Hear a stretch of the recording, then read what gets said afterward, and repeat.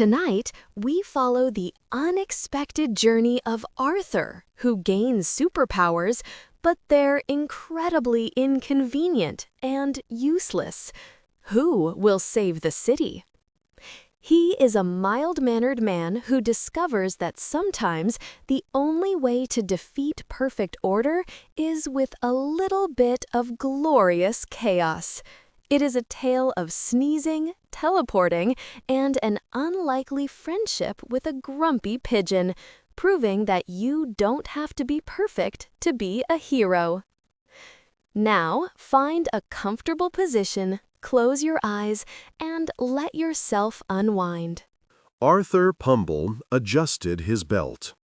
He wore both a belt and suspenders, a redundancy that reduced the risk of trousers failure to 0.001%. He sat on the 14th floor of the Henderson Insurance Building, reviewing the claim for a robot-induced fire in the financial district. Outside his window, Captain Cosmos punched a laser shark into a suspension bridge. Arthur sighed. He didn't check the window. He checked the deductible on the bridge. He wanted a chin like Captain Cosmos. He wanted a cape.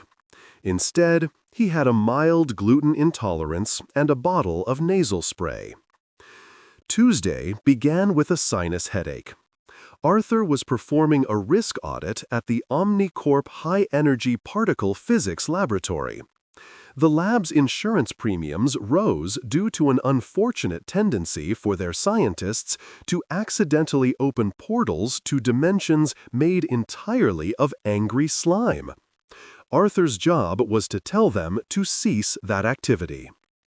"Now, Mr. Pumble," Dr. Vorkian said, his hair standing in stiff, static clumps. "This is the Genesis Collider.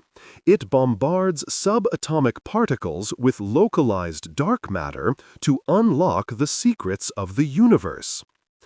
Arthur tapped his clipboard with a pen. "Does it have a handrail? OSHA regulation states clearly that any walkway above 4 feet requires a handrail." Dr. Vorkian blinked. "It tears holes in reality, Mr. Pumble. A handrail is redundant." "Liability is never redundant," Arthur corrected. He sniffed, a wet, congested sound. His sinuses were particularly congested today. The dry, recycled air of the laboratory felt like inhaling sand. He reached into his pocket and retrieved a bottle of nasal Geddon, maximum strength decongestant. It was an experimental brand he'd bought off the internet, guaranteed to clear passages or strip paint. "We are about to initiate a test sequence," Dr. Vorkian said, turning to a bank of flashing consoles. "I suggest you stand behind the lead shielding." Arthur nodded, but first he needed relief. He uncapped the nasal spray. He tilted his head back. He stood directly in front of the aperture of the Genesis Collider. Commencing particle acceleration in 3, 2... Arthur squeezed the little plastic bottle. 1. At the exact moment the mist of menthol, eucalyptus, and questionable chemical binders shot up Arthur's nose, the Genesis Collider misfired. A beam of pure instability-infused dark matter missed the target plate. It hit the polished chrome of a coffee maker, ricocheted off a fire extinguisher, and slammed directly into Arthur Pumble, just as he sneezed. It sounded like a wet socket. The world turned purple for a second, then tasted vaguely of mint, and then Arthur ceased to exist. He woke up 3 hours later in the on-site infirmary. He felt fantastic. Better than fantastic. He felt clear. His nose whistled with the unobstructed airflow of a jet engine. He sat up, looked at his hands. They looked normal. No claws, no glowing energy beams. He hopped off the bed, checking his abs. Still doughy. "Mr. Pumble?" a nurse asked, peeking around the curtain. You took a nasty shock." "I feel fine," Arthur said. "Better, actually. I feel powerful." "Well, your insurance card was declined, so you're free to go." Arthur walked home disappointed. He had been hit by dark matter.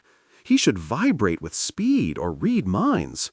He tried to lift a car on his way back to his apartment. He triggered his sciatica, but the Honda Civic remained on the pavement. He tried to fly by jumping off a park bench, succeeding only in scuffing his loafers. It wasn't until he got to his apartment that the truth revealed itself. His apartment was dusty. The dust tickled his nose. The familiar prickle of a sneeze built up in his sinuses, a refreshing, powerful sensation unlike the stuffed-up struggles of his past. He inhaled sharply. Achoo! Zap! Arthur violently shifted. One moment he stood in the center of his living room rug. The next, he was 3 feet to the left, embedded inside his coat rack. He didn't walk there. He didn't run. 1 millisecond he was at point A, the next he was at point B, with a wooden pole jamming into his ribs. What on earth? Arthur disentangled himself from the coats. Did I just teleport? His heart hammered against his ribs.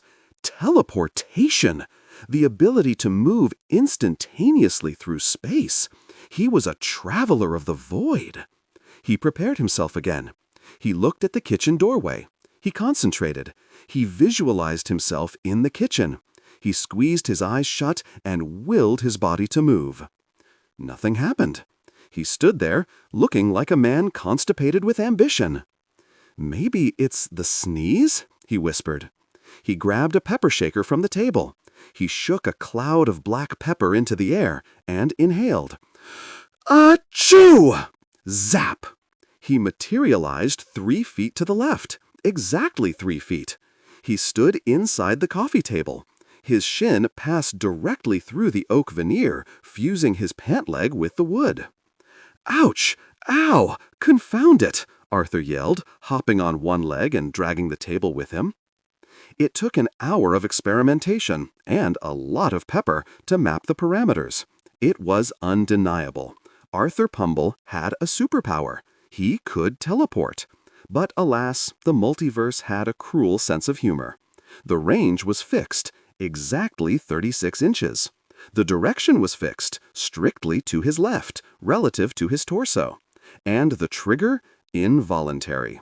A sneeze. "Okay," Arthur muttered, icing his bruised shin. "I can work with this. It's a tactical dodge, a combat maneuver, the short-range shunt." He tried holding his breath, wishing the sneeze away. He started to float, an inch off the carpet. He quickly dismissed the sensation as irrelevant. He went to the bathroom to wash the pepper off his face. As he looked in the mirror, scrubbing his nose, he saw a spider. It was a large, hairy house spider sitting on the toothbrush holder. Arthur feared spiders. The primal fear bypassed his brain and went straight to his lungs. "Ah!" Arthur shrieked, a high-pitched, blood-curdling sound that rattled the medicine cabinet. As the sound left his throat, his reflection vanished. He stopped screaming. His reflection reappeared. He blinked. The spider twitched. "Ah!" Arthur screamed again. Mute. He was gone. The mirror showed only the empty bathroom tiles. He still stood there. He could feel the sink under his hands, but light passed seamlessly through him. He stopped screaming. He popped back into existence. "Invisibility," Arthur whispered, his voice trembling. "I can turn invisible." He tried to whisper, tried to think invisible thoughts. Nothing. He tried a low hum. Nothing. He took a deep breath and bellowed at the top of his lungs. "I am the night!" In the mirror, he vanished completely. Arthur slumped against the bathtub. He had the power of stealth, but only while making the noise of a jet engine taking off. To be unseen, he had to be the loudest thing in the district. It was like being a ninja who could only play the bagpipes. "This is problematic," Arthur admitted. "But still, powers. I have 2 powers. I'm a dual threat." He wandered into his bedroom, buzzing with adrenaline. A strange urge tugged in his mind, like a mental itch. It felt like connection. He extended his hand toward the open window. He didn't know why, but he felt he could summon something, a creature. "Come to me," Arthur commanded, channeling his newfound cosmic energy. A flutter of wings. A silhouette appeared against the moonlight. A bird swooped into the room, landing on Arthur's outstretched arm. It was a pigeon. Not a hawk, not an eagle. A pigeon with a missing toe and a patch of mange on its neck that looked like the map of Florida. "Oh," Arthur said. "Hello." The pigeon looked at Arthur. It stared. It didn't blink. It opened its beak and let out a warbling coo that sounded like a rusty gate hinge. "I shall call you Zeus," Arthur said. The pigeon, whose name was actually Greg, though Arthur would never know this, immediately pecked Arthur hard on the thumb. "Ow!" Arthur shook his hand. "Bad, Zeus." Greg flew up, circled the room, defecated precisely on Arthur's pillow, and then dove at Arthur's face, wings thrashing, pecking at his ears. "Stop! Stop it!" Arthur flailed, running out of the bedroom and slamming the door. He heard the bird thumping against the wood from the other side. He had the power to summon a pigeon, but it was always the same pigeon, and the pigeon hated him. Arthur sat on his couch, surrounded by the debris of his discovery. He could teleport 3 feet left when he sneezed, he was invisible while screaming, and he had a nemesis who was a pigeon. Arthur was an actuary. He looked at the data, calculated the odds, and decided that even a bad hand was better than no cards at all. Metro City needed heroes. The Golden Guardians couldn't be everywhere. There was a niche in the market for a hero who handled the smaller stuff, the weird stuff. He needed a costume. He rummaged through his closet. He found a pair of gray thermal long underwear, breathable, low drag, a yellow dishwashing glove, he couldn't find the left one, and a pair of oversized ski goggles. He pulled his underwear over the thermals because that seemed to be the industry standard. He tied a brown towel around his neck as a cape. He looked in the mirror. He looked like a confused diver who had lost a fight with Laundry Day. "I am," he posed, "the variable." It sounded mysterious, mathematical. He climbed out onto his fire escape. The cool night air hit him. It was time for his first patrol. Arthur's first attempt at justice occurred 20 minutes later. He was lurking, loudly, in an alleyway when he saw a man trying to break into a vending machine with a crowbar. It was a petty crime, but crime was crime. Arthur stepped out from the shadows. "Halt, evildoer!" The man turned around. He had a cigarette hanging from his lip and looked bored. "You talking to me, Goggles?" "Step away from the snacks," Arthur said, adopting a fighting stance he had seen on a box of cereal, "or face the consequences." The man hefted the crowbar. "Get lost, weirdo." Arthur panic-assessed the situation. Physical confrontation probability of success, 4%. Avoidance strategy recommended. He needed to disorient the enemy. "You leave me no choice," Arthur shouted. He reached into his utility belt, a fanny pack, and pulled out a pinch of black pepper. He snorted it. "Achoo!" Zap! Arthur teleported 3 feet to the left. Unfortunately, Arthur had failed to account for the large dumpster placed exactly 3 feet to his left. He materialized halfway inside the metal bin, his legs dangling out, his torso surrounded by garbage bags and the smell of rotting cabbage. The thief stared. "Did you just hop into the trash?" "Tactical repositioning," Arthur's voice echoed from inside the dumpster. He struggled, banana peels sliding off his goggles. He needed the element of surprise. Stealth mode! He took a deep breath and began to scream. Ah!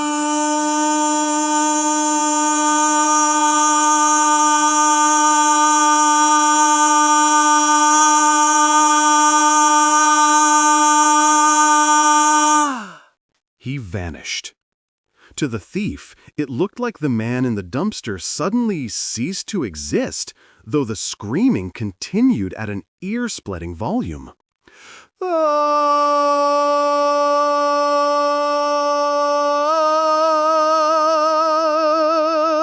The disembodied voice shrieked, vibrating the dumpster lid. The thief dropped his crowbar. Ghosts? Trash ghosts?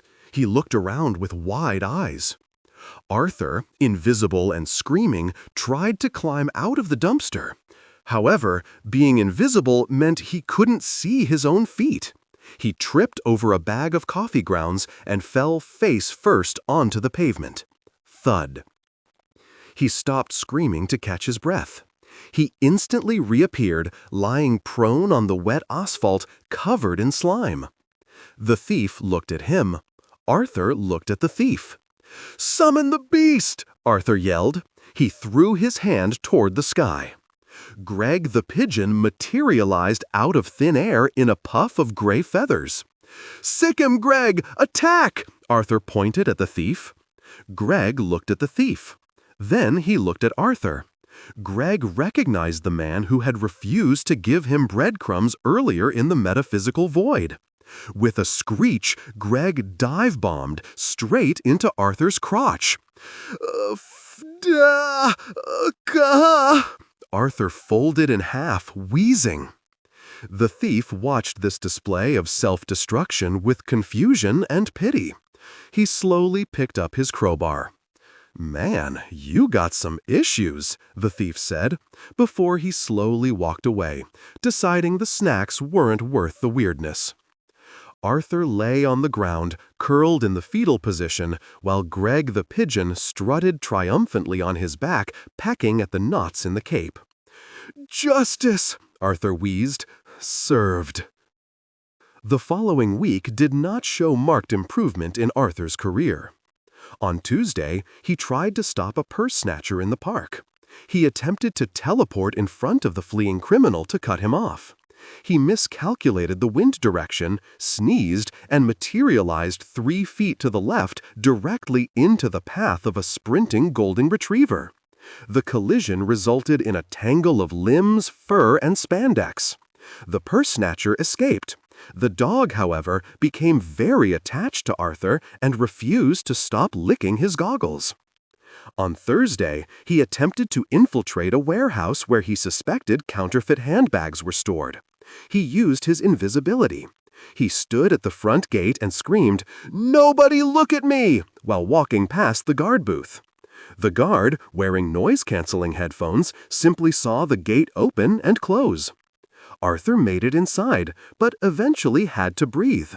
He stopped screaming in the middle of the warehouse floor, materialized instantly, and startled a forklift driver who swerved and crashed into a stack of crates. The crates fell. It wasn't counterfeit handbags. It was fireworks. Illegal fireworks. The resulting explosion was spectacular. Arthur survived by sneezing repeatedly, teleporting 3 feet at a time in a jagged line away from the inferno, looking like a glitching video game character. He woke up the next morning with singed eyebrows and a lawsuit from the warehouse owner for sonic disturbances. The city began to notice him, but not in the way he hoped. The newspapers didn't call him a hero. The Metro City Gazette ran a headline like, Local man yells at walls, fights own pigeon. A blog post dubbed him the inconvenience. Arthur sat in his small apartment, the glow of the television illuminating his defeat. He ate a bowl of cereal, nursing a black eye, courtesy of Greg, and wearing his thermal underwear. He felt ridiculous. He was ridiculous. He wasn't special. He was just a statistical error in the superhero database. "Maybe I should just go back to risk tables," he muttered to the empty room. "I know where I stand with actuarial science. The variance is acceptable." He reached for the remote to turn off the TV, but the breaking news graphic flashed across the screen in urgent red and yellow. "We interrupt this broadcast for a grave announcement," the news anchor said. He looked pale, sweating under the studio lights. "Safety protocols have failed. The city is under martial law." Arthur sat up, the cereal spoon dripping milk onto his knee. The screen cut to footage of the city plaza. It burned. But it wasn't a chaotic fire. The flames were perfectly symmetrical. The rubble was arranged in neat, organized piles. A figure floated above the destruction. He wore a suit so perfectly tailored it looked like liquid geometry. His face was covered by a mask that was a featureless, polished white oval. "Citizens of Metro City." The voice was smooth, digitized, and terrifyingly calm. "I am the Perfectionist." Arthur leaned forward. The Perfectionist was a theoretical threat class. He obsessed with order, absolute, unyielding order. He wanted to pave the world into a flat, gray parking lot of obedience. "For too long," the Perfectionist continued, "you have relied on the chaotic, messy intervention of the Golden Guardians, costumed buffoons who leave collateral damage in their wake. I have corrected this error." The camera panned down. Arthur gasped. In the center of the plaza, encased in perfect cubes of transparent amber, were the Golden Guardians. Captain Cosmos, Lady Lightning, the Iron Fist, all of them frozen in mid-action, trapped like bugs in a collection. They looked helpless, tiny. "The Guardians have been archived," the Perfectionist declared. "Inefficiency has been purged. By dawn, I will begin the restructuring of the city. All irregularities will be flattened. All noise will be silenced. Attempting to resist is mathematically futile." The feed cut to static. Arthur sat in silence. The silence of his apartment felt heavy, suffocating. The Golden Guardians were gone. The paragons of power, the gods of the city, had been defeated by a man who treated world domination like a spreadsheet. Arthur looked at his hands. He looked at his reflection in the dark TV screen, a goofy man in ski goggles and a towel cape. The Perfectionist wanted order. He wanted predictability. He wanted a world where X always equals Y, where actions have equal and opposite reactions, where everything makes sense. Arthur Pumble stood up. He looked at the spot on the rug where he had first teleported. He couldn't fly. He couldn't punch through steel. He couldn't shoot lasers. But Arthur Pumble was not orderly.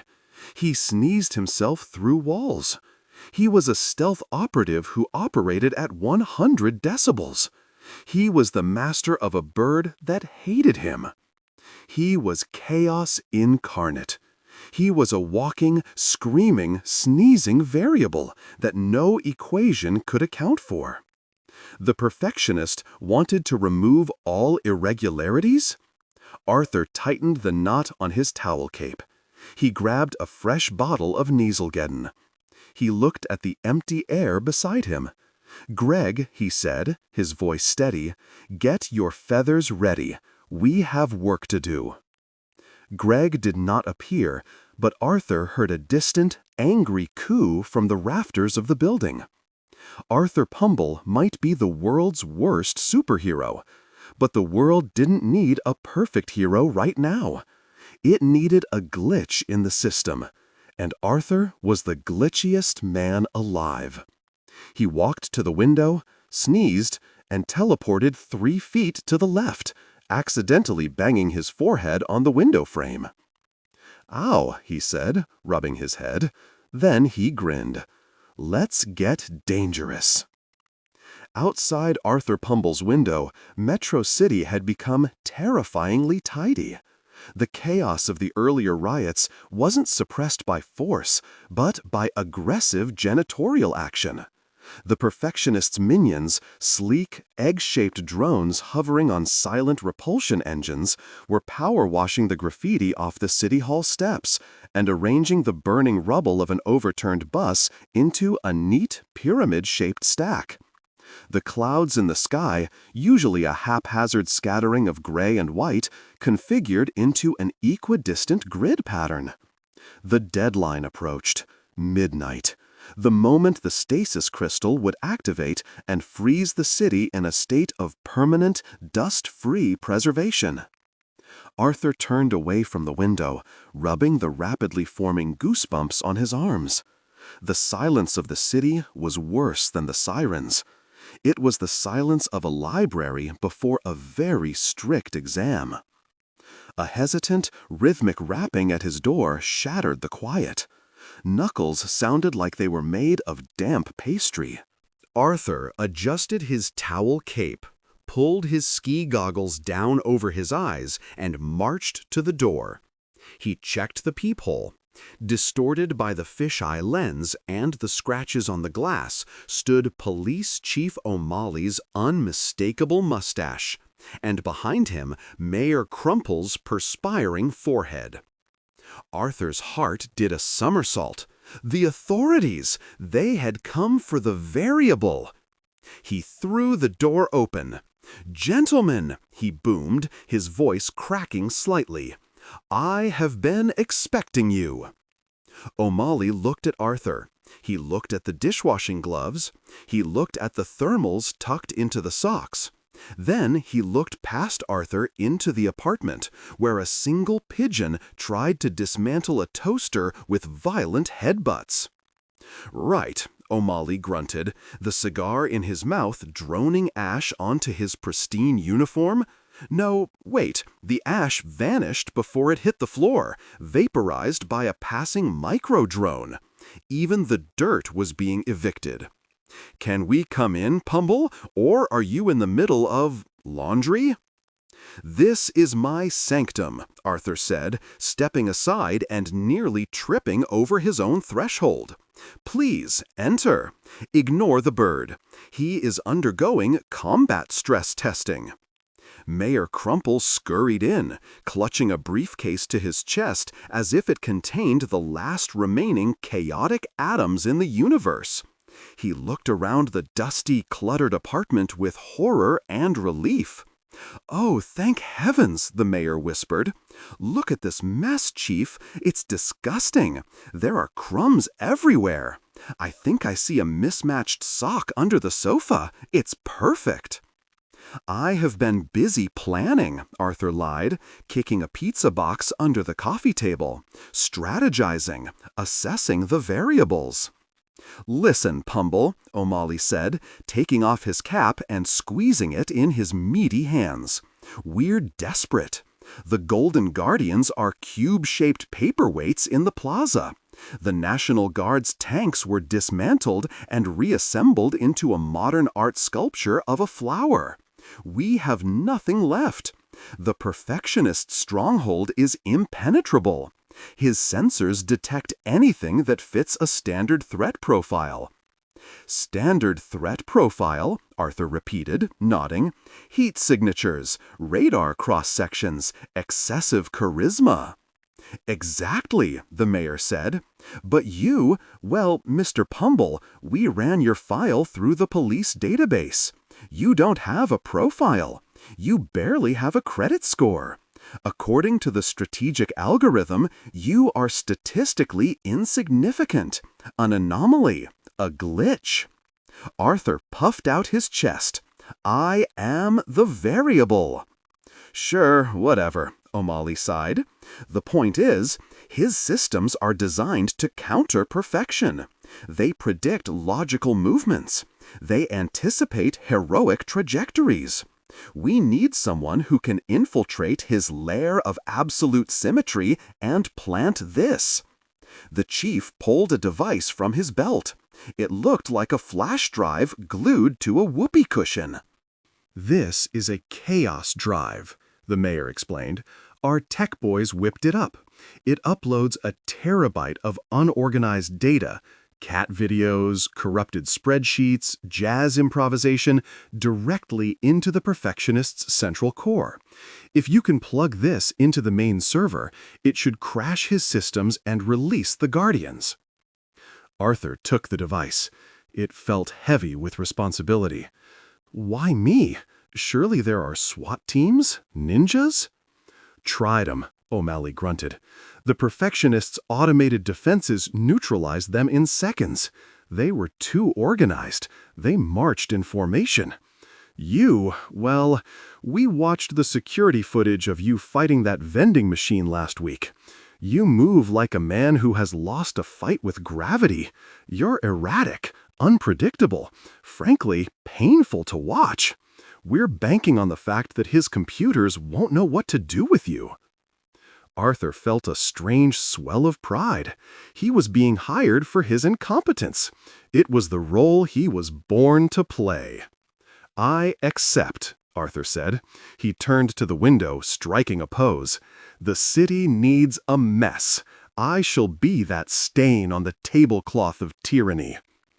Great, O'Malley said, checking his watch. You have 2 hours.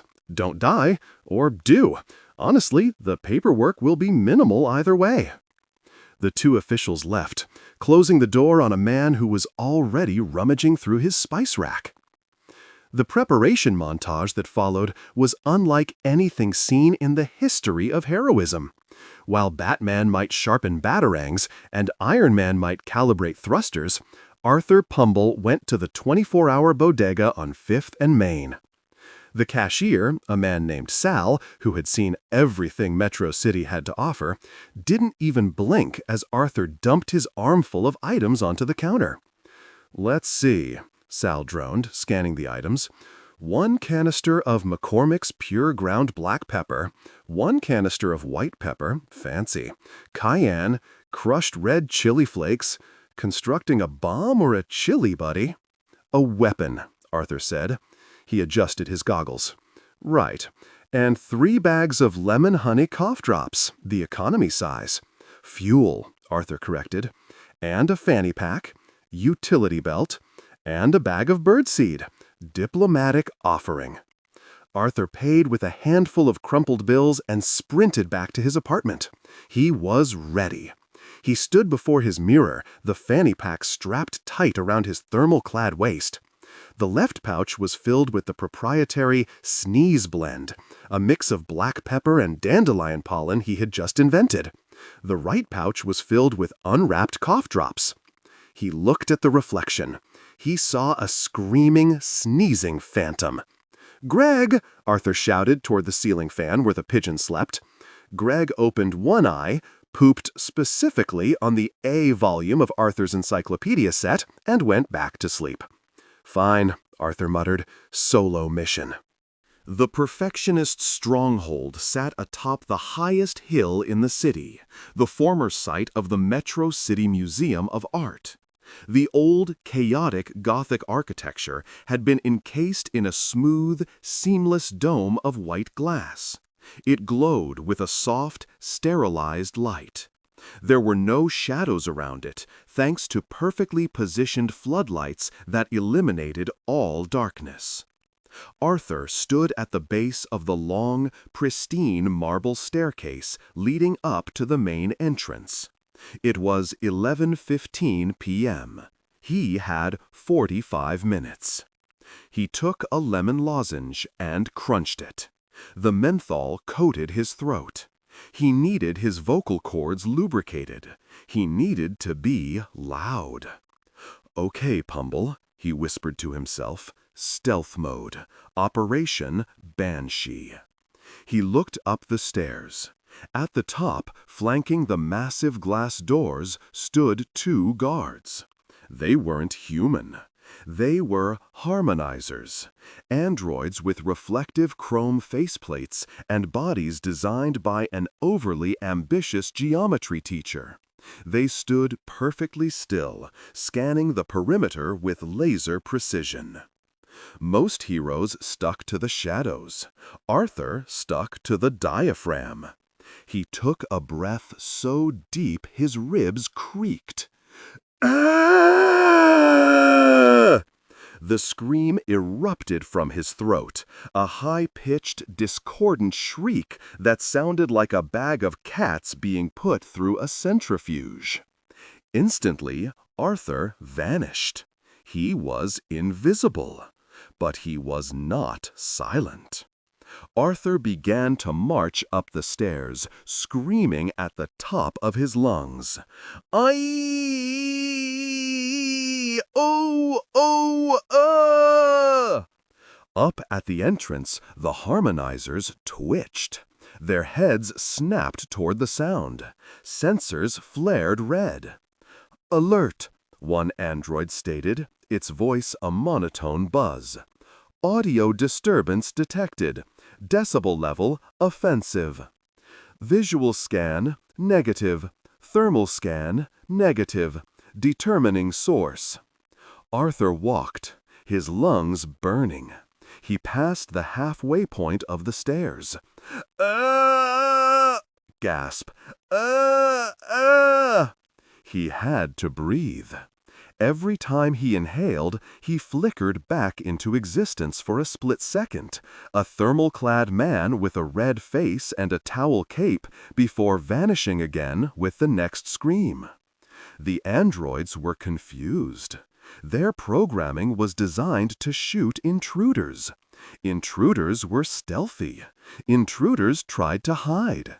Intruders did not sound like a fire alarm having a panic attack. "Error," the first android said. "Target behavior illogical. Analysis, is this art?" "Correction," the second android said, lowering its weapon. "The master enjoys avant-garde soundscapes. This may be an installation piece. The screaming void. Do not engage." Arthur walked right between them. He screamed so loud his own ears rang. He saw the reflection of the empty air in their chrome faces. He felt a bead of sweat roll down his invisible nose. "Yah!" he bellowed directly into the ear receptor of the left guard. The android didn't flinch. "The texture of the audio is quite abrasive." Arthur reached the glass doors. They were automatic, triggered by proximity. But would they open for an invisible man? He didn't know. He waved his hands frantically while maintaining a steady "woo ah." The doors slid open with a soft whoosh. The sensors had picked up the air displacement, or perhaps the sheer sonic pressure.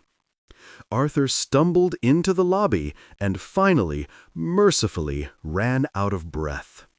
He clamped his mouth shut, gasping for air.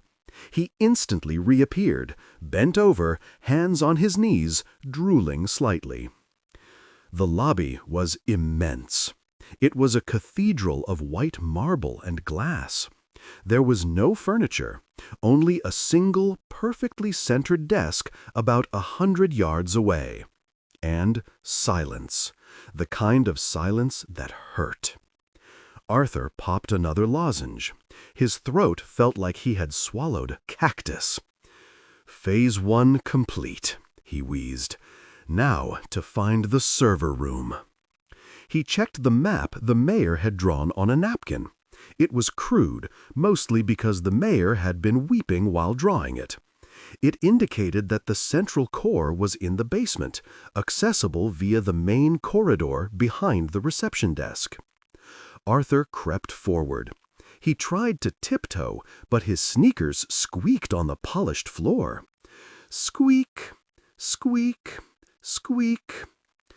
"Intruder alert!" A disembodied voice echoed from the ceiling. It sounded like the Perfectionist. "Organic contamination detected in Lobo Sector 1." Arthur froze. A panel in the wall slid open, and a camera emerged. It swiveled toward him. "Oh no," Arthur whispered. He panicked. He reached into his fanny pack. Not the lozenges, the powder. He grabbed a pinch of the sneeze blend. He tossed it into the air and snorted aggressively. The reaction was immediate. The pepper hit his sinuses like a freight train. Chew! Zap! Arthur teleported 3 feet to the left. The laser gathered energy and fired a stun bolt exactly where Arthur had been standing a microsecond before. The bolt hit the marble floor, leaving a scorch mark that ruined the perfect symmetry of the tiles. Arthur materialized in midair, 3 feet away. Unfortunately, 3 feet to the left of the floor was a decorative fountain. Splash! He landed in the water. It was ice cold. "Warning," the voice droned. "Asymmetrical fluid displacement. Sanitation bots deployed." "No, no, no!" Arthur scrambled out of the fountain, dripping wet. His cape was heavy and soggy. He needed to disappear. He took a deep breath. Ah! He vanished again. He scrambled across the lobby floor, invisible, screaming like a banshee with a stubbed toe.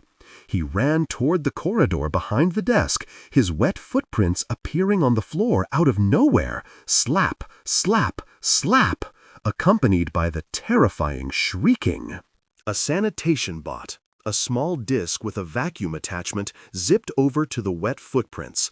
It seemed confused, chasing the manifesting puddles as Arthur sprinted away. He reached the corridor and threw himself around the corner.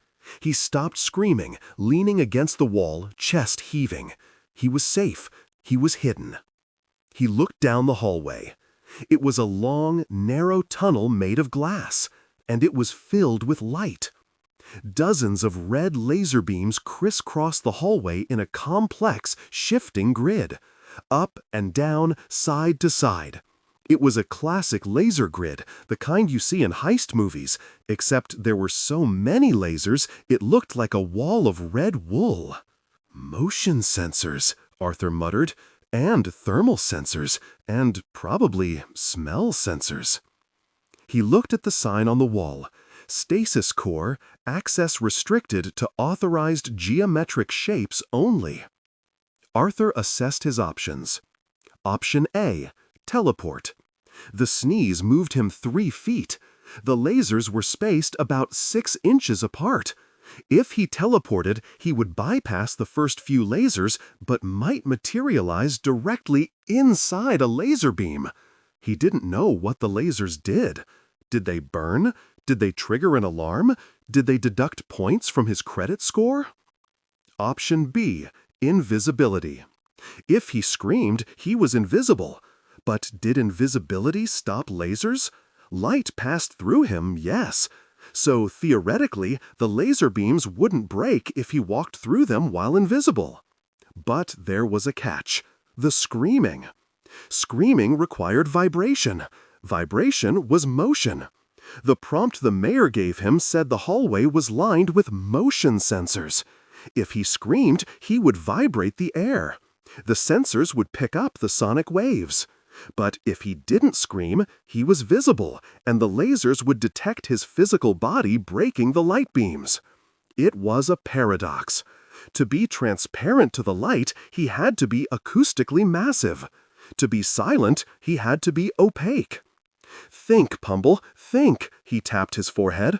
What would a hero do? Captain Cosmos would smash the walls. Lady Lightning would short-circuit the grid. Arthur looked at his fanny pack. He had pepper, he had cough drops, he had a wet towel cape. He looked back at the lasers. They were shifting. A pattern? Top, middle, bottom. Cross, cross, vertical. He realized he had to thread the needle. He had to be invisible to pass through the light beams, but he had to time his screams so perfectly that he wasn't vibrating the air near the sound sensors. Wait, sound sensors were usually microphones. Light sensors were light. If he screamed ultrasonically, no, he couldn't do that. He peered closer at the wall. The sensors weren't just lasers. There were little glass domes every 5 feet. Motion detectors. If he walked while invisible, the lasers wouldn't trigger, but his wet feet slapping the ground would trigger the motion sensors on the floor. He needed to hover. He checked his pockets. No hover boots, just the bird seed. Bird seed, Arthur whispered. He had an idea. It was a terrible, stupid idea, but it was all he had. He couldn't hover, but he could summon. Arthur closed his eyes. He reached out with his mind, feeling for that specific, irritating psychic thread that connected him to the bane of his existence. "Greg," he murmured, "I know you're probably eating a cigarette butt somewhere, but I need you." He focused. He pulled.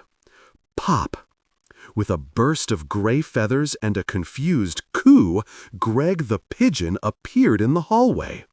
Greg looked around. He saw the shiny white hallway. He saw the red lasers. He saw Arthur, dripping wet and looking desperate. Greg fluffed his feathers and immediately prepared to peck Arthur's ankles. "No, Greg!" Arthur hissed. He grabbed the bag of birdseed from his pocket and ripped it open.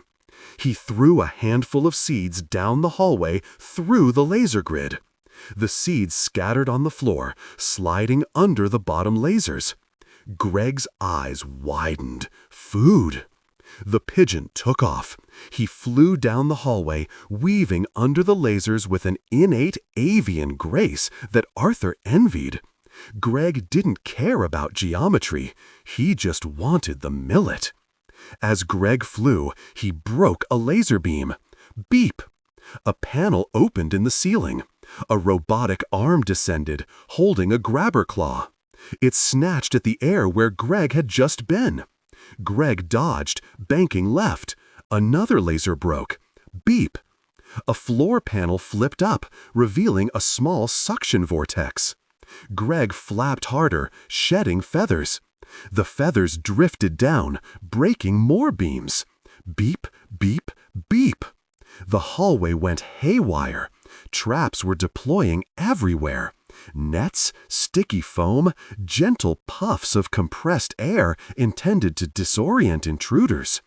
The system was overwhelmed by the chaotic flight path of a single, hungry, mange-ridden bird. "The variable," Arthur grinned. "The system can't predict the bird." The defense grid tracked Greg. The lasers swiveled to target the pigeon. The motion sensors flashed red, fixated on the flapping wings. For a moment, the center of the hallway was clear. The sensors were distracted. Now or never. Arthur took a massive breath.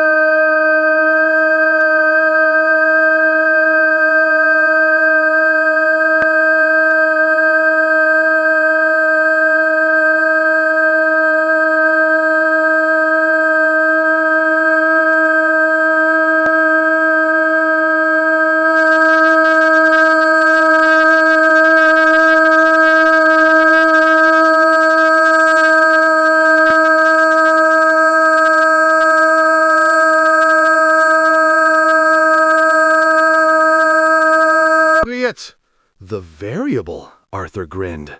The system can't predict the bird. The defense grid tracked Greg. The laser swiveled to target the pigeon. The motion sensors flashed red, fixated on the flapping wings. For a moment, the center of the hallway was clear. The sensors were distracted. Now or never.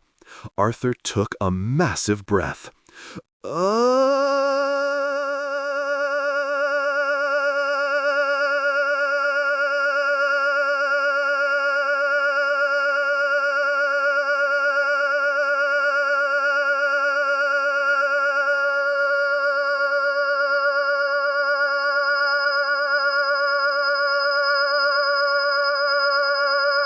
Hey, Greca!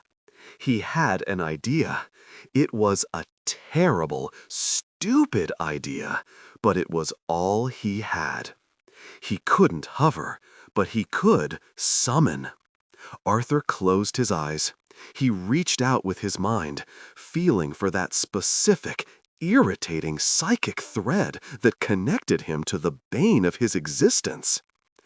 "Greg," he murmured, "I know you're probably eating a cigarette butt somewhere, but I need you." He focused. He pulled. Pop! With a burst of gray feathers and a confused coo, Greg the pigeon appeared in the hallway. Greg looked around. He saw the shiny white hallway. He saw the red lasers. He saw Arthur, dripping wet and looking desperate. Greg fluffed his feathers and immediately prepared to peck Arthur's ankles. "No, Greg," Arthur hissed. He grabbed the bag of birdseed from his pocket and ripped it open. He threw a handful of seeds down the hallway through the laser grid. The seeds scattered on the floor, sliding under the bottom lasers. Greg's eyes widened. Food! The pigeon took off. He flew down the hallway, weaving under the lasers with an innate avian grace that Arthur envied. Greg didn't care about geometry. He just wanted the millet. As Greg flew, he broke a laser beam. Beep! A panel opened in the ceiling. A robotic arm descended, holding a grabber claw. It snatched at the air where Greg had just been. Greg dodged, banking left. Another laser broke. Beep! A floor panel flipped up, revealing a small suction vortex. Greg flapped harder, shedding feathers. The feathers drifted down, breaking more beams. Beep, beep, beep. The hallway went haywire. Traps were deploying everywhere. Nets, sticky foam, gentle puffs of compressed air intended to disorient intruders. The system was overwhelmed by the chaotic flight path of a single, hungry, mange-ridden bird. "The variable," Arthur grinned. "The system can't predict the bird." The defense grid tracked Greg. The lasers swiveled to target the pigeon. The motion sensors flashed red, fixated on the flapping wings. For a moment, the center of the hallway was clear. The sensors were distracted. Now or never. Arthur took a massive breath.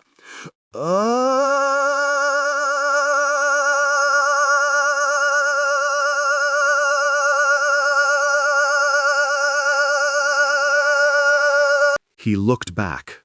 Greg sat on top of a robotic arm, casually eating a seed. The system had apparently given up on the bird, classifying it as wildlife, non-threat, high nuisance. "Good boy, Greg," Arthur whispered. He turned to the door. It was locked, of course. It had a keypad, 10 digits. A screen asked, "Enter prime factorization of the date." Arthur smiled. This he could do. He was an actuary. He lived for numbers.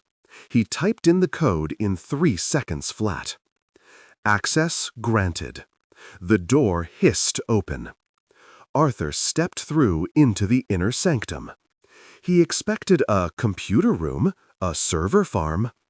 Instead, he walked onto a narrow catwalk suspended over a massive glowing crystal. The stasis crystal. It pulsed with a rhythmic, hypnotic light.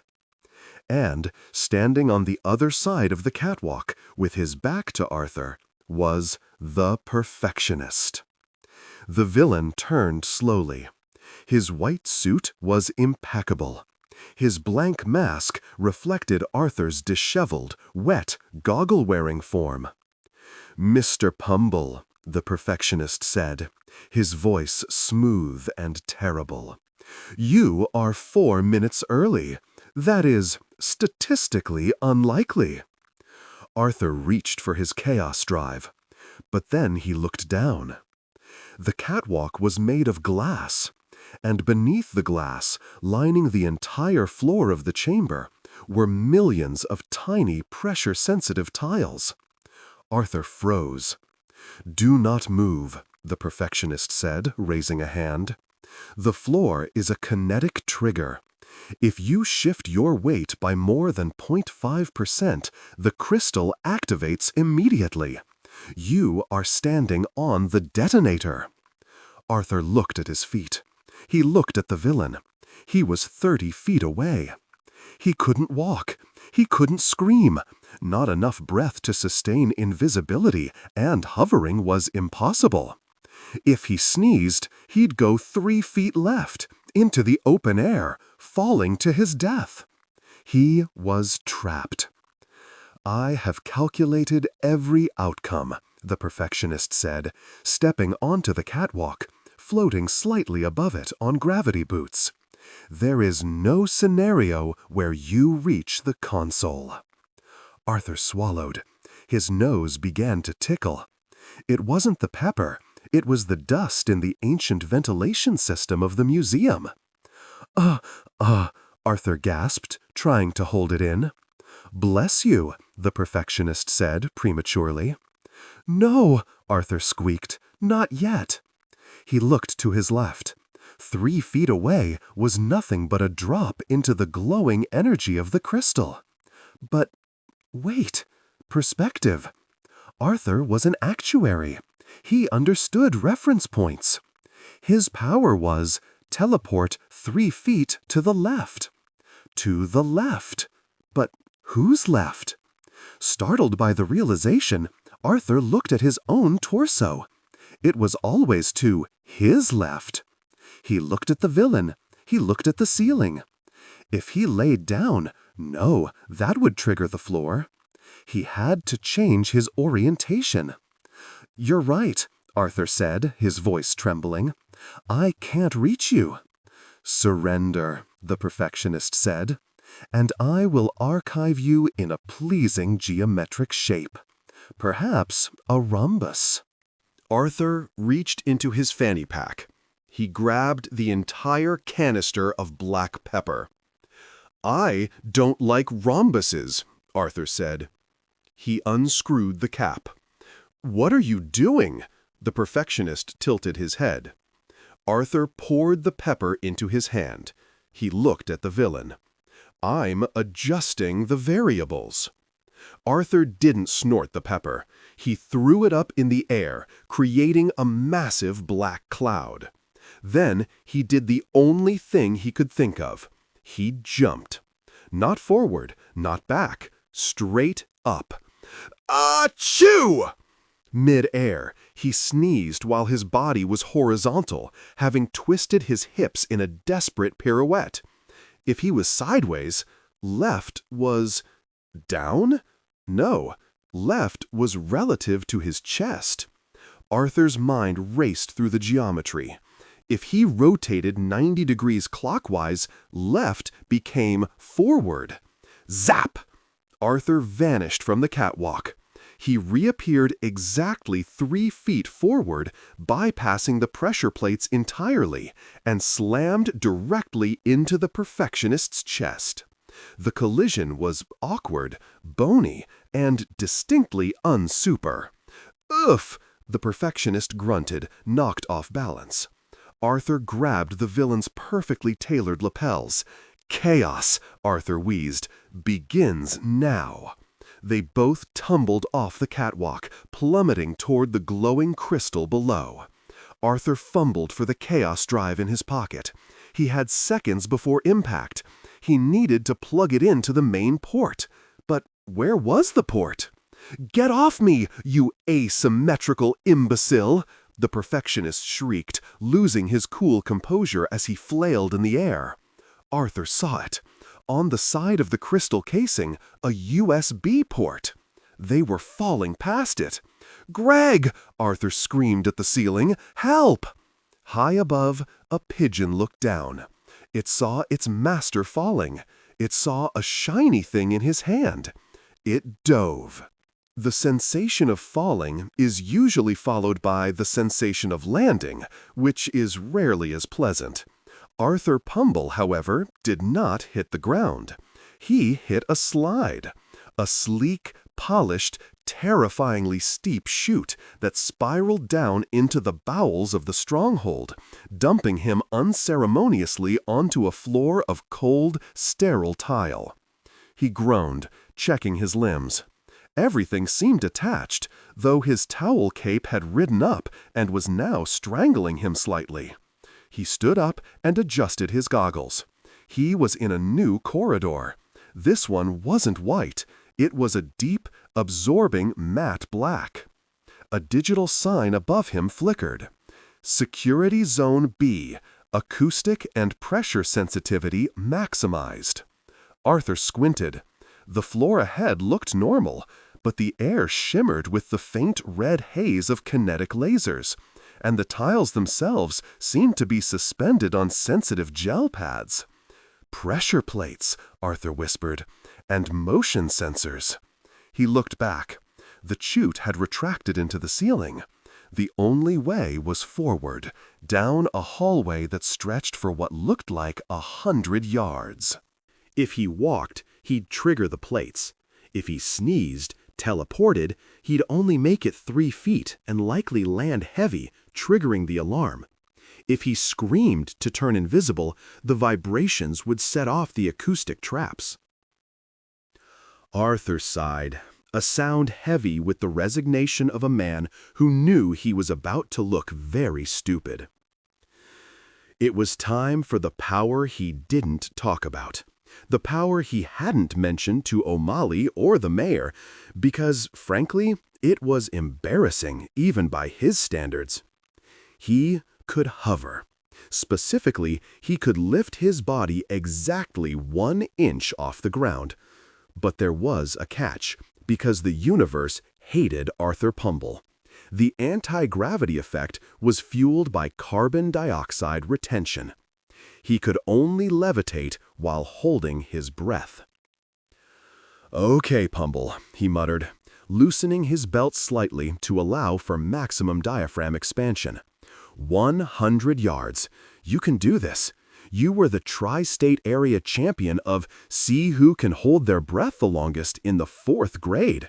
You have trained for this. He stood at the edge of the first tile. He hyperventilated for a moment. In, out, preparing his blood oxygen levels. He took a massive gulp of air, puffing his cheeks out like a distressed pufferfish. He clamped his mouth shut. He scrunched his eyes. He concentrated on the sensation of lightness. Slowly, shudderingly, the soles of his sneakers lost contact with the floor. He rose, 1 millimeter, 1 centimeter, 1 inch. He stopped rising. He was hovering. He was airborne. He was essentially a low-riding hovercraft made of anxiety and thermal underwear. He began to move forward. He didn't have propulsion, so he had to use a swimming motion, paddling the air with his hands to drift slowly down the corridor. Paddle, paddle, paddle. The silence in the hallway was absolute. The only sound was the soft swish of Arthur's thermal sleeves against his torso. 10 yards. His lungs felt fine. He glided over the pressure plates, his shadow drifting ominously over the sensors. He felt like a ghost, if ghosts wore fanny packs. 20 yards. The burn started. a gentle warmth in the center of his chest. His body wanted to exhale. No, Arthur thought. Think of the city. Think of the actuary tables. 30 yards. He drifted slightly to the right. He frantically paddled his left hand to correct his course, looking like he tried to doggy paddle through molasses. 40 yards. The warmth became a fire. His face, usually a pale shade of office beige, turned a robust strawberry red. His eyes bulged against the lenses of his ski goggles. Must keep floating. He encountered an obstacle, a discarded janitorial mop bucket left in the middle of the hallway.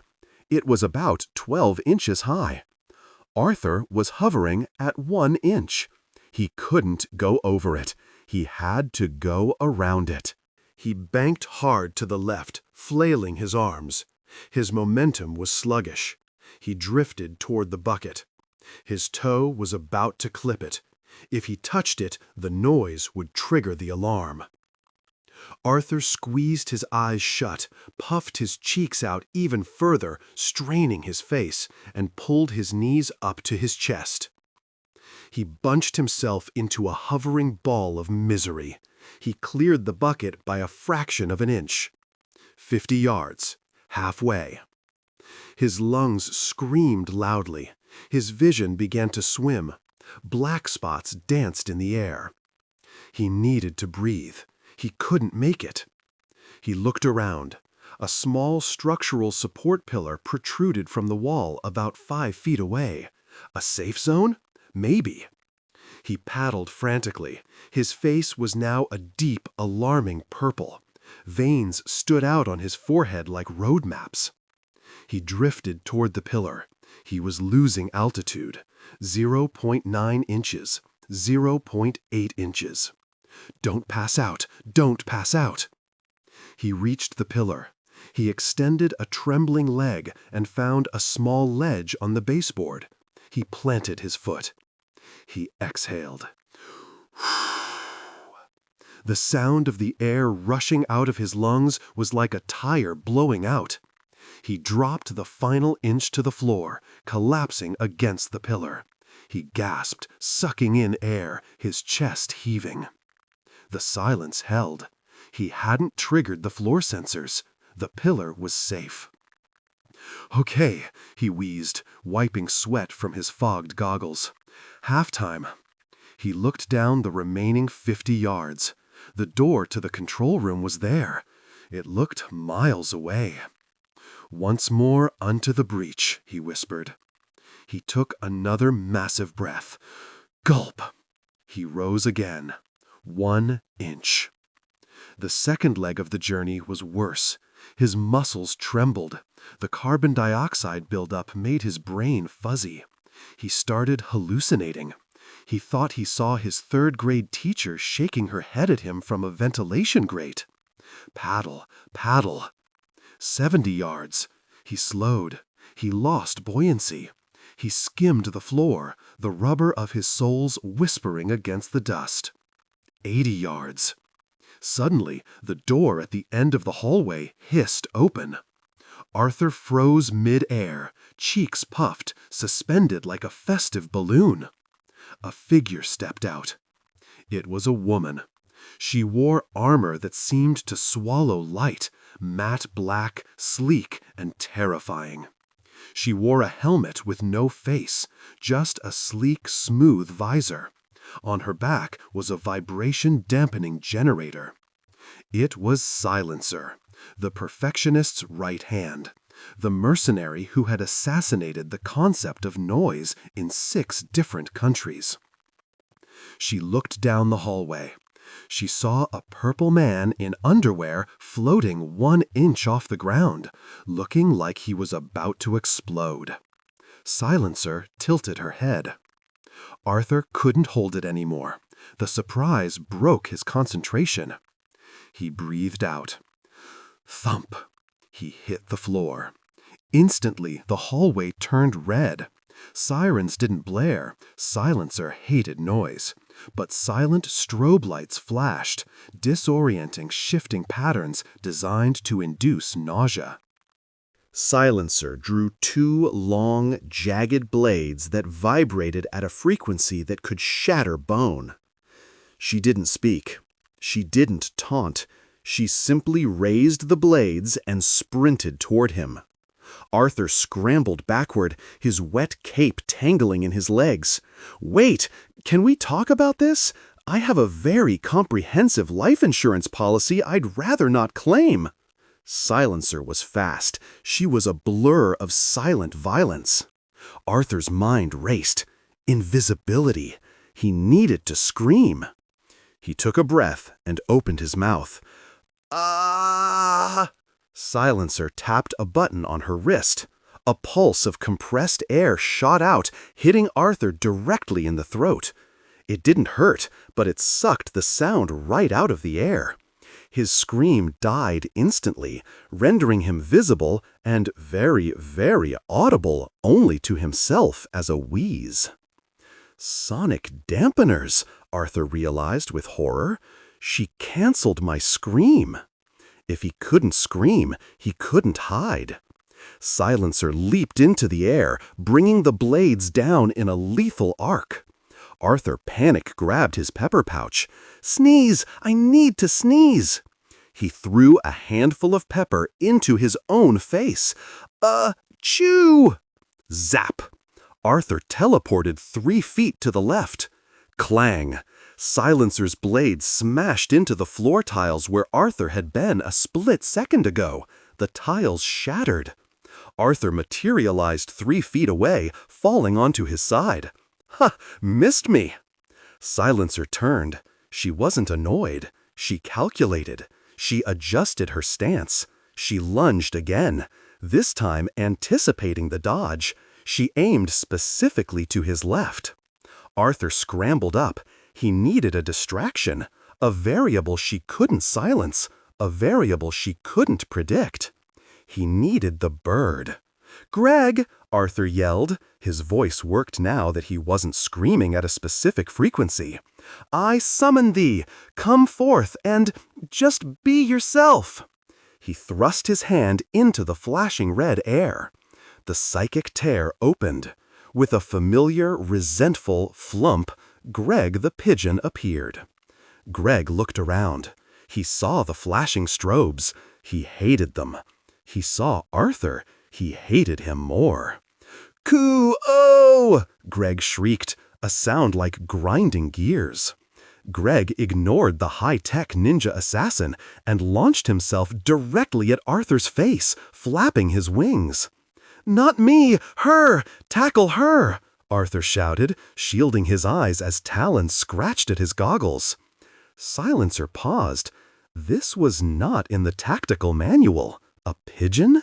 She took a step forward to execute the intruder, ignoring the bird. Arthur, blinded by gray feathers and panic, felt the familiar tickle in his nose. The pepper dust was still in the air, and Greg beat it directly into Arthur's nostrils with his wings. It was going to be a big one. Chew! Zap! The teleportation triggered, but because Greg was currently latched onto Arthur's face, the physics of the multiverse got confused. It attempted to transport Arthur 3 feet left. It also attempted to transport the pigeon. The result was a kinetic slingshot. Arthur popped into existence 3 feet to the left. Greg, however, retained his forward momentum but lost his anchor. The pigeon launched off Arthur's face like a gray, feathery cannonball. Thwack! Greg smashed directly into Silencer's helmet visor. "Grok!" Greg screamed, digging his claws into the smooth glass of the helmet, frantically flapping his wings to regain balance. Silencer stumbled back. The bird perfectly blocked her vision. She swiped at her face, trying to dislodge the combat pigeon. Arthur saw his opening. The lethal assassin flailed, fighting a bird that tried to eat her vibration sensors. "The variable strikes!" Arthur cried. He charged. It wasn't a graceful charge. It was the charge of a man who had barely passed gym class in 1998. He ran forward, tripped on a loose floor tile, and began to fall. As he fell, his arms swung out in a desperate windmill motion to catch his balance. His fist, clutching the heavy canister of nasal connected squarely with the side of Silencer's helmet. Bunk! It was a solid, resonant impact. Silencer stiffened. Her internal gyroscopes failed. She tipped over like a felled tree, crashing to the floor with a heavy metallic thud. Greg, sensing the victory was his, hopped off her helmet, strutted onto her unconscious chest, and did a small, triumphant dance. Arthur lay on the floor, panting. He looked at his fist. He looked at the fallen mercenary. Arthur stood up, dusting off his thermals. I meant to do that. Kinetic redistribution, standard physics. He looked at Greg. Good work, Agent. Greg hissed at him and flew up to perch on a light fixture, looking down with distinct judgment. Arthur stepped over the unconscious Silencer. The doors to the control room loomed ahead. They were huge, made of obsidian glass, and radiated an aura of finality. Arthur checked his supplies. He had half a bag of cough drops, a quarter canister of pepper, a bruised shin, and a pigeon who currently preened itself. He walked to the reflection in the dark glass of the doors. He looked ridiculous. His goggles were crooked. He had a red mark on his forehead from where he'd hit the window earlier. His cape was torn. He looked exactly like what he was, a mild-mannered actuary having the worst Tuesday of his life. He touched the cool glass. "But the dumpster is where the fight is now," he whispered. A strange calm settled over him. It wasn't bravery exactly. Bravery implies a lack of fear. Arthur was terrified. His knees literally knocked together. He could hear the clicking. But acts of heroism weren't about being perfect. They were about showing up when the math said you should have stayed in bed. The probability of him surviving the next 10 minutes was less than 3%. Acceptable variance, Arthur said. He reached for the door handle. It was locked, of course. He looked at the keypad. He didn't know the code this time. The prompt didn't ask for prime factors. It asked for the definition of perfection. Arthur stared at the blinking cursor. Perfection, symmetry, order, silence. He thought about his apartment, messy with books. He thought about the pigeon, mangy and angry. He thought about his powers, glitchy and useless. Perfection doesn't exist, Arthur typed. Access denied. Okay, worth a shot. He thought again. What did the villain want? He typed, control. Access denied. Arthur frowned. He looked at the keypad. He looked at his fanny pack. I don't have time for riddles. He pulled out the last of his red cayenne pepper. Open sesame, he muttered. He poured a line of pepper onto his wrist. He inhaled it like he was sampling a fine wine. Chew! Zap! He teleported 3 feet to the left, straight through the door. He materialized on the other side, stumbling into the command center. The room was vast. It was a dome of screens, all showing the frozen, terrified faces of Metro City citizens. In the center sat a throne made of white light. And, sitting on the throne, nursing a bruised ego and watching Arthur stumble in, was the Perfectionist. You are persistent, the Perfectionist said, standing up. The stasis crystal hummed behind him, a towering obelisk of energy that was counting down. 5 minutes until midnight. Arthur stood up straight. He pulled his towel cape tight. He adjusted his goggles. I'm not persistent, Arthur said, his voice shaking but loud. "I'm a statistical inevitability. Murphy's Law given form." He reached into his pocket and gripped the chaos drive.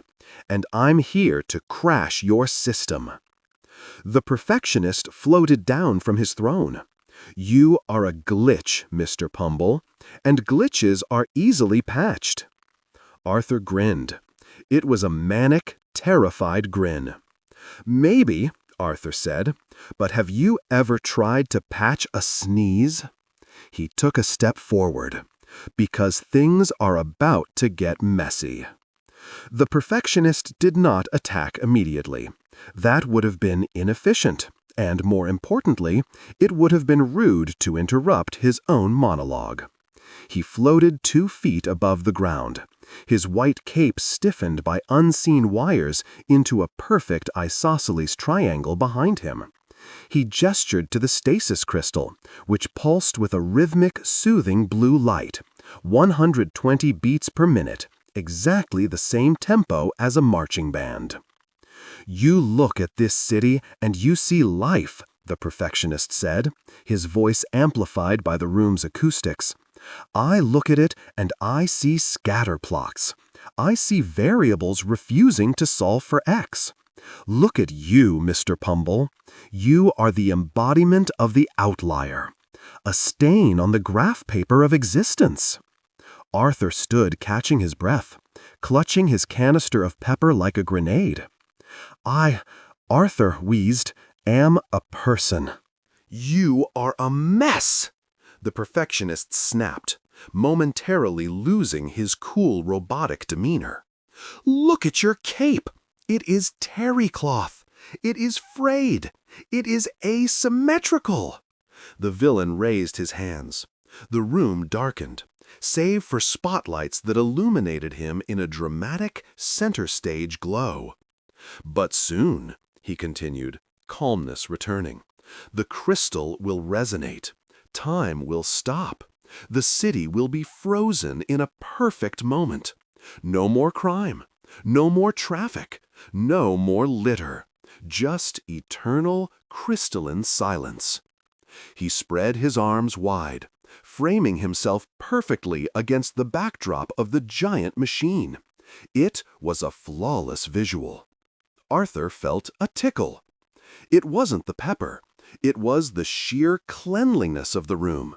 The air was so scrubbed, so dry, that his sinuses, accustomed to the humid, dusty comfort of his apartment, began to panic. His nose twitched. "The era of chaos ends now!" the perfectionist shouted. "Behold, the dawn of—" "Achoo!" Zap! Arthur teleported 3 feet to the left. He didn't mean to. It just happened. One moment he stood stage right, looking pathetic. The next, he stood exactly 3 feet closer to a decorative ficus plant, effectively ruining the villain's center framing. The perfectionist froze. He lowered his arms. He looked at the empty spot where Arthur had been, then shifted his gaze to where Arthur currently was. "You moved," the perfectionist said, his voice tight. "Sorry," Arthur sniffled, wiping his nose on his dishwashing glove. "Dry air, deviated septum."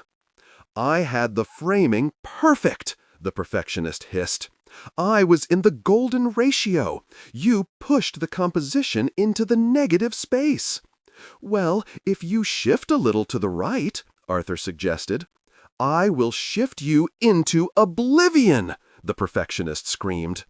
The battle began not with a grand clash of titans, but with a laser beam fired with mathematical precision at the exact center of Arthur's forehead.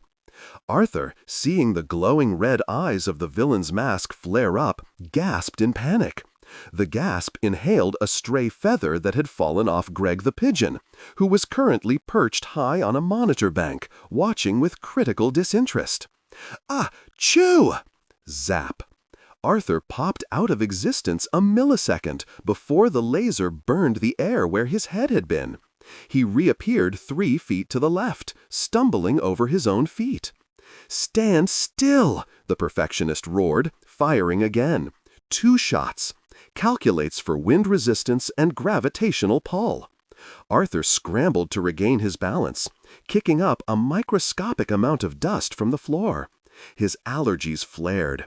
"Ah-choo! Ah-choo!" Zap, zap. He jagged left, then left again, moving in a stair-step pattern across the room. The lasers scorched the wall behind him in a perfectly straight line, missing him by inches. "Stop moving in primary cardinal directions," the villain yelled, flying forward. He summoned a construct of hard light energy, a perfect cube, and hurled it at Arthur. Arthur didn't have time to sneeze. He didn't have breath to scream. He panicked and threw the only thing he had in his hand, the half-empty bag of lemon honey cough drops. The bag hit the perfect energy cube. The bag exploded. Dozens of sticky, yellow lozenges rained down on the pristine white floor. The Perfectionist stopped mid-air. He looked down at the sticky mess. "My floor," he whispered. "My perfect, frictionless floor." "Sticky trap!" Arthur shouted. "A classic maneuver!" The Perfectionist looked at Arthur with pure, unadulterated loathing. "I am going to atomize you, reassemble you into a coffee table, and then burn the coffee table." He raised both hands. The walls of the control room shifted. Panels opened, revealing hundreds of laser turrets. They swiveled, all locking on to Arthur Pumble. Arthur gulped. He ran the numbers. Probability of survival, 0.0001%. "Greg!" Arthur yelled at the ceiling. "Aerial support!" Greg the pigeon looked down. He saw the lasers. He saw Arthur. He preened a wing feather, then turned around and pooped on the main server tower. "Useless bird," Arthur muttered. The lasers fired, all of them. It was a grid of death, a wall of light leaving no gap larger than a molecule. Arthur closed his eyes and filed a claim on his own life. But then his nose intervened. The acrid smell of ozone from the charging lasers hit his nostrils. It was a sharp, burning scent. His diaphragm spasmed. "Ah! Ah! Ah! Chew!" It was a violent sneeze, a sneeze that rattled his molars. Zap! Arthur teleported. But because he had twisted his body in fear, curling into a fetal ball, his left was currently pointing downward at a 45-degree angle. He teleported 3 feet diagonally into the floor, to a maintenance crawl space underneath the tiles. The lasers converged on the spot he had been standing. The air burned. The heat was intense. But Arthur was gone. "Where is he?" The Perfectionist floated down, scanning the scorch marks. "Sensors, locate the anomaly." "Down here," Arthur's voice came muffled from beneath the floor. "Under the floor?" The Perfectionist looked repulsed. "That is unsanitary. That is the crawl space. There are wires down there, and dust bunnies." Arthur kicked a panel open and popped his head up like a whack-a-mole, 10 feet away. "Missed me!" "Stop glitching!" the Perfectionist shrieked. He blasted the floor randomly, turning the beautiful white expanse into a cratered moonscape. Arthur crawled on his elbows through the dark, dusty wires. He checked his watch. 11:58 p.m. 2 minutes. He needed to get to the Chaos Drive port. But the port was on the machine, and the machine was surrounded by a shimmering force field that the Perfectionist had activated at the start of the fight. Arthur popped up through a hole in the floor near the machine. He looked at the Chaos Drive in his hand. He looked at the port. It was behind the shield. Arthur tapped the shield with his finger. Buzzed! It shocked him, sending a jolt up his arm that made his hair stand on end. "Solid energy," Arthur muttered. "Impenetrable." The Perfectionist saw him. The villain stopped firing. He floated over, smiling beneath his mask.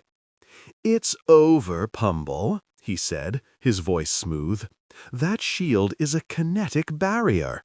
Nothing physical can pass through it, not a bullet, not a punch, and certainly not a sneezing accountant." Arthur looked at the timer on the machine.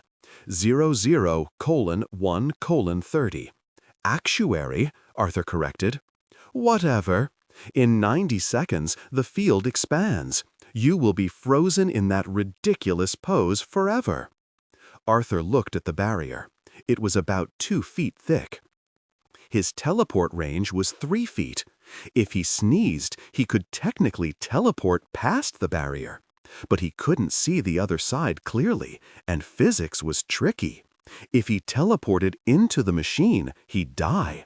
If he teleported into the shield, he'd die. He needed to phase. He needed to be moving so fast, vibrating so uncontrollably between states of existence that the universe stopped asking where he was and just let him be everywhere at once. He needed a chain reaction. Arthur reached into his fanny pack. He bypassed the small packet of pepper. He pulled out the industrial-sized canister of Chef Vinny's extra hot cayenne and black pepper mix. "What are you doing?" the Perfectionist asked, pausing in his victory float. Arthur looked the villain in the eye. "I'm introducing a variable you didn't account for." "And what is that?" "Maximum dosage." Arthur unscrewed the lid. He didn't just sniff it. He tilted his head back and poured the red and black powder directly onto his face, inhaling sharply like a vacuum cleaner set to destroy. The Perfectionist gasped. That is medically inadvisable." Arthur dropped the empty canister. For a second, nothing happened. Arthur stood there, his face covered in red dust, his eyes watering, his lungs frozen in the prelude to catastrophe. Then his nose twitched. It wasn't a tickle, it was an earthquake. His body began to vibrate. "Computer," the Perfectionist yelled, "reinforce the shield. He's going to blow." "Ch-ch-ch-chow!" It wasn't one sneeze, it was a machine gun, a rapid-fire staccato explosion of sternutations. Sneeze! Zap! Arthur moved 3 feet left. Sneeze! Zap! He moved another 3 feet instantly. Sneeze, sneeze, sneeze! Zap, zap, zap! Arthur Pumble ceased to be a solid object. He became a blur, a jagged, glitching streak of thermal underwear and towel cape. He bounced around the room like a ping-pong ball inside a dryer. Left, left, left, left. He hit the wall. Zap! He appeared on the other side of the room. He hit the ceiling. Zap! He was on the floor. He traveled at the speed of sneeze.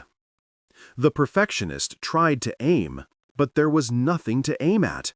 Arthur was everywhere. He was a cloud of probability. "Stop it! You're violating the laws of physics!" the villain screamed. Arthur couldn't stop. He was caught in a loop.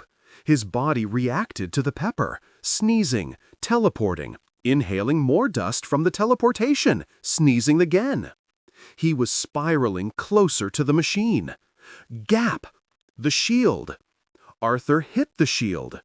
Normally, he would bounce off, but he was sneezing so fast that he teleported during the impact. Zap! He was inside the shield. Sneeze! He was outside the shield. Sneeze! Inside again. He vibrated through the barrier, phasing in and out of spatial coordinates.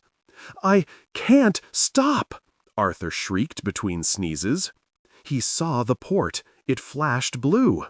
He needed to stabilize for 1 second, just one. He clamped his hand over his nose. He held his breath. The teleportation stopped. He halted abruptly, hovering 1 inch off the ground, inside the shield, his face a mask of red pepper and sheer agony. He was inside the barrier, next to the core. The Perfectionist hammered on the outside of the shield. "No! Get out of there!" Arthur's eyes bulged, his lungs burned. He held back a sneeze that measured on the Richter scale. He jammed the Chaos drive into the USB port. Click. The screen on the machine flickered. Uploading Cat Videos Compilation Volume 4.mp4. Uploading Bad Jazz Solo.mp3. Uploading 10,000 pages of unformatted data.txt. The stasis crystal turned from calm blue to an angry, chaotic plaid. "No!" the Perfectionist screamed. "The data! It's unorganized! The aspect ratios are wrong! The file names have spaces in them!" The machine groaned. It tried to process the chaos. It tried to find a pattern in the viral videos of goats screaming like humans. It failed. System error. Logic collapse. Initiating reset. Arthur saw the energy building up in the core. It was going to blow. He couldn't run. He was locked inside the shield. Permission to panic granted. Arthur let go of his nose.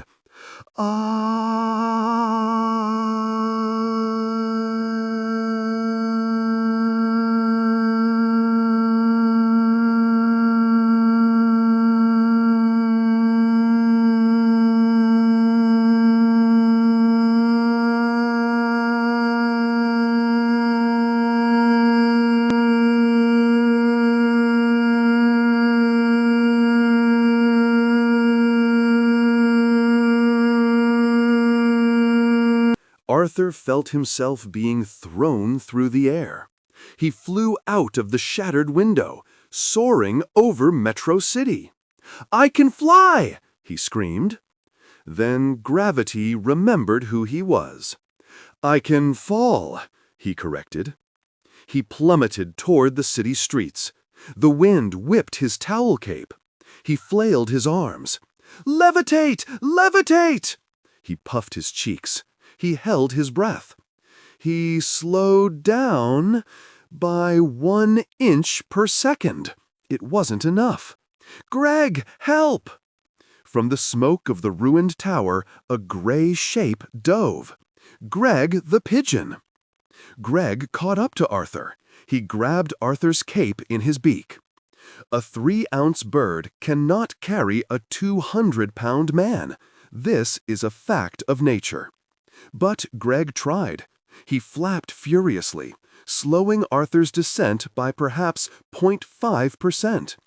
It was enough to aim him.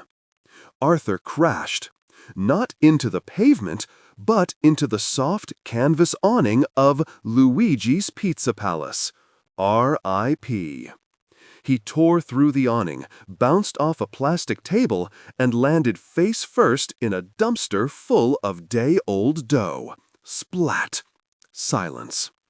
Arthur lay there, buried in dough. He wiggled his toes. Slowly, he pushed himself up. He looked like a dough monster. He heard sirens. He heard cheering. He climbed out of the dumpster, covered in flour and tomato sauce. The street filled with people. The Golden Guardians descended from the sky. They had been released from their amber prisons. Captain Cosmos landed, his golden hair perfect, his muscles rippling. Lady Lightning touched down next to him, crackling with power. The crowd went wild. "The Guardians! You saved us!" Captain Cosmos looked confused. We did?" "The machine exploded," a citizen shouted. "The Perfectionist is defeated." "Right," Captain Cosmos beamed, hands on hips. "Of course, our psychic delayed blast. All part of the plan." Arthur stood by the dumpster, wiping pizza sauce off his goggles. He watched the heroes take the credit. Mayor Crumple and Chief O'Malley walked through the crowd. They saw Captain Cosmos. Then they looked past him. They saw the dough-covered man leaning against the trash. They walked over to Arthur. "Pumble," the chief grunted. "Chief," Arthur squeaked. "You look like a deep dish disaster," O'Malley said, but there was a smirk under his mustache. "The city is saved," Arthur said. "The drive worked." The mayor nodded frantically. "It did. The Perfectionist is currently being peeled off the floor by SWAT. He's crying about the sticky residue." "So," Arthur straightened his towel, "does this mean, am I an Avenger now? A Guardian?" Captain Cosmos floated over. He looked at Arthur. He looked at the dumpsters. He wrinkled his perfect nose. "Citizen," Captain Cosmos said, his voice booming, "thank you for whatever assistance you provided. Perhaps you distracted the villain while we charged our energy." Arthur looked at the Golden Guardian. He looked at the adoring crowd. He realized something. He didn't fit there. He wasn't gold. He wasn't perfect. He was beige. He was glitches and sneezes and birdseed. "Something like that," Arthur smiled. "Well," Captain Cosmos saluted, "keep up the citizen work, but maybe leave the saving to the professionals. You might get hurt." The Guardians flew off to sign autographs.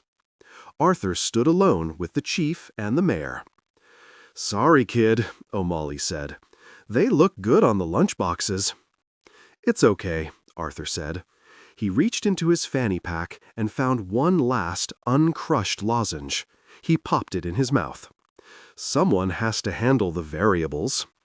A flapping sound indicated Greg landed on Arthur's shoulder. The bird pecked Arthur's ear hard. "Ow! Greg!" Greg cooed affectionately, then wiped his beak on Arthur's clean shoulder patch. Arthur walked away from the crowd, heading home. He limped slightly. His sinuses cleared up. A kid, maybe 10 years old, sat on a stoop, watching him. "Hey," the kid said. Arthur stopped. "Hello, citizen." "Are you a superhero?" the kid asked, eyeing the towel cape. Arthur thought about it. He looked at his reflection in a puddle. He saw the sauce, the dough, the goggles. "No," Arthur said. "The superheroes are over there." "You smell like pizza and pepper," the kid observed. "That is the scent of justice," Arthur replied. The kid laughed. "You're weird." "Yes," Arthur grinned. "I am." He walked down the street. He felt a sneeze coming on. A small one. Achoo! Zap! He teleported 3 feet to the left, directly into a fire hydrant. Oof. Arthur Pumble picked himself up. He was the variable, the glitch, the man who sneezed in the face of danger. He was the world's worst superhero. And honestly, he liked the sound of that. As he turned the corner, fading into the messy, chaotic, beautiful city, he raised a fist in the air. "Greg," he said to the bird, "let's go home. I think I have some gluten-free crackers with your name on them." Greg bit him. "I'll take that as a yes."